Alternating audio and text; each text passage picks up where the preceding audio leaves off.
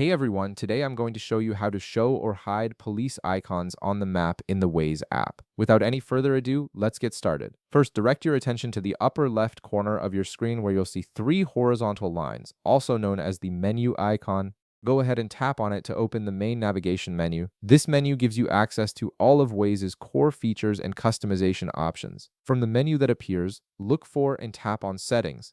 This section is where you can fine-tune how Waze works and customize your driving experience according to your preferences. The settings menu contains everything from voice options to map display features. Once you're in the settings menu, scroll down until you find alerts and reports and tap on it. This is an important section because it controls what information Waze displays on your map while you're driving, including hazards, traffic updates, and various road alerts that other users have reported. Next, within the Alerts and Reports section, you'll see an option labeled Reports. Go ahead and tap on it to continue. This subsection specifically deals with the different types of reports that can appear on your map, giving you control over what information you want to see while navigating. Now, from the list of report types that appears, locate and tap on Police. This option controls how police-related reports are displayed on your map.